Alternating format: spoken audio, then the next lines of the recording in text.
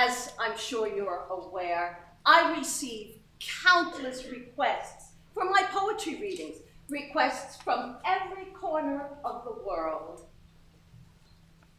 Would that there were enough hours in the day or days in the year to be able to honor each and every request, but alas, the hard taskmaster that is time is ever at my shoulder, reminding me that I am but a single poet, and a mortal one at that.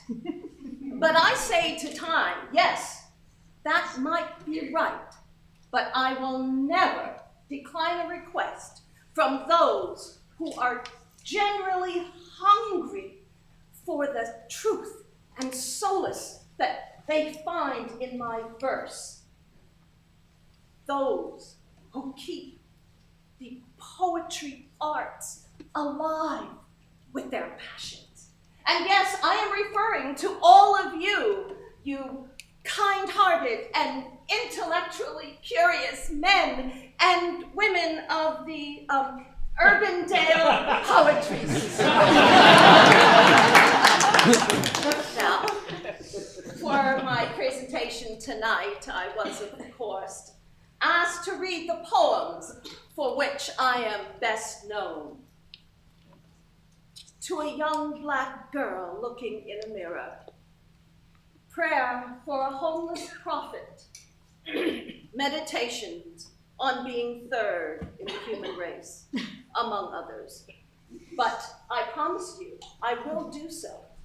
But first, I am pleased to announce my newest collection, Dreams of a Lonely Wanderer, was officially released today, and you, my friends, will be the first people anywhere to experience these poems, my newest gifts to the world. Let us begin. The title of my first poem is The Lonely Wanderer. The earth is my highway, my mind the vehicle that takes me not from place to place, but from feeling to feeling, and deep into the hearts of my fellow human beings. You know, sometimes when you write a poem, you forget how good it makes you feel. And I remember well the warmth that inspired this little verse, and I hope you felt it too. The next poem is Reflections on a Sidewalk. I dropped a donut on the ground. It got dirt and little pieces of gravel stuck in the icing because I dropped my goddamn donut.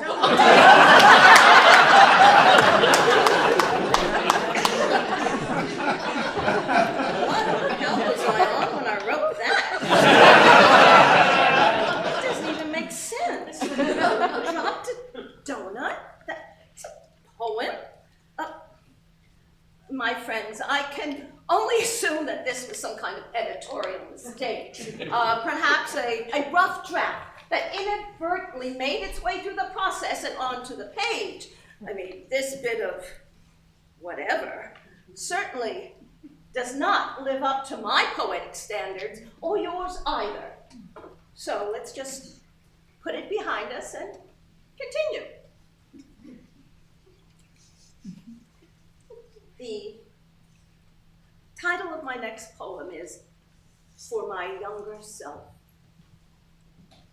I see you 30, 40 years ago, growing up in a ramshackle home with sirens in the distance and danger at the door. But you're going to make it just fine, girl, just as long as you hold on to that donut. There's no way I wrote that. Donut. Donut. Don't eat that nasty donut. Is this even my book? Here's my damn picture, must be my book. Great googly moogly. Just a second, friends. There must be some poem in here that doesn't suck like a...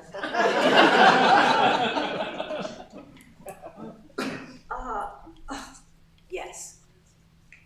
Now this is what an Ophelia Banks poem is supposed to be.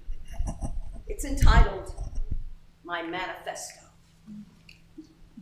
This is for all the poor and downtrodden, stepped on, overworked, underpaid people who can't check their privilege at the door because they've got no door and they've got no privilege.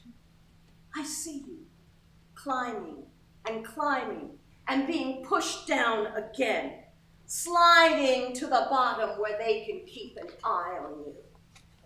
I might be just a poet, but I'm looking out for you and extending my hand and saying, come on, brother, come on, sister, take my hand. And we're marching, we're climbing, we're moving forward to where, oh, please don't let there be a donut in this poem. Moving forward to where we count, where we matter, where we live the lives we want to live. Now that is an Ophelia Banks poem. If I had a microphone, I would drop it. Hell, I need a Boston Cream.